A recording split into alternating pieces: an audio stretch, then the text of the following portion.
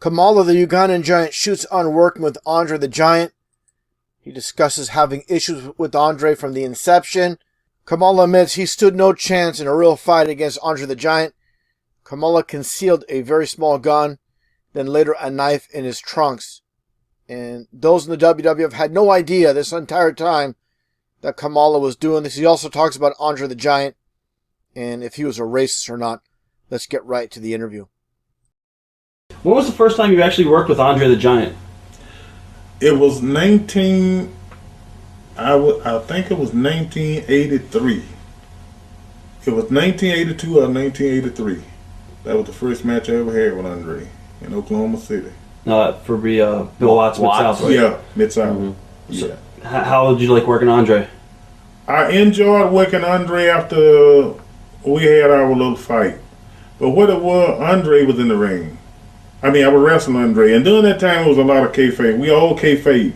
The referee, the babyface was in one side of the building, clean across from the heels. Right. And anyway, the referee would go back and forth, giving us our finish, step by step.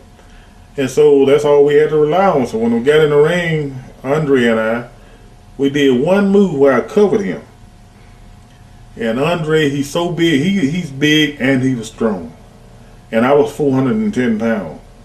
And he said, "You dumb son of a bitch, you forgot the damn spot." Huh. And that big son of a gun, he threw me up so high until I stood up. That's how strong he was. But as he was coming up, I had him by his hair. And I gave him all I had. I was young then, too. Right. I gave him all I had. I know Andre could have whooped my ass easily, but he didn't. But he respected me from then on.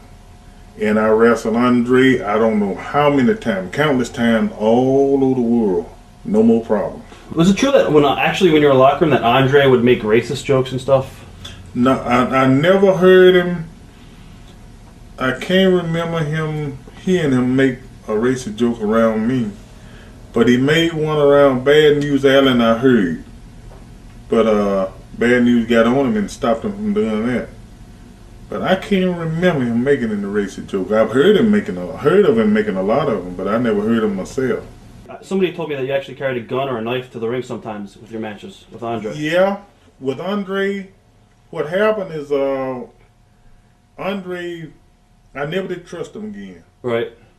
Because I know he could hurt me. So what I done, I had my wife at the time to sew on my wrestling trunks a pocket. Right. And I have them right there in that bag. Every pair in that bag, they got the pocket on. And I started carrying a stack bear of Dunya. Right. A little 22. But it got where it was hurting me. When I take a bump, it would hurt me. And then it was dangerous too, because it could have went off and killed me. So I carried it for about 3 months, and then after that, I started carrying a pocket knife.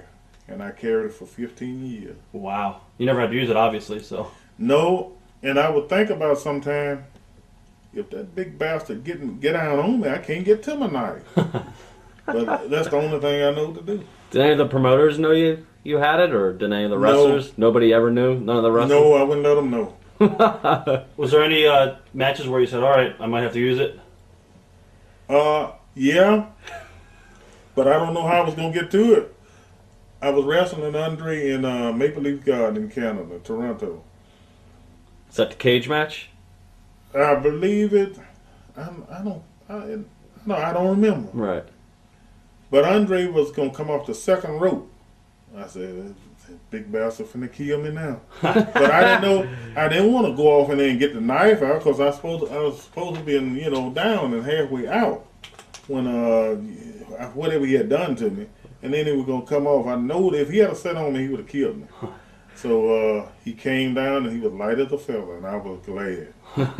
And I thank him for it too.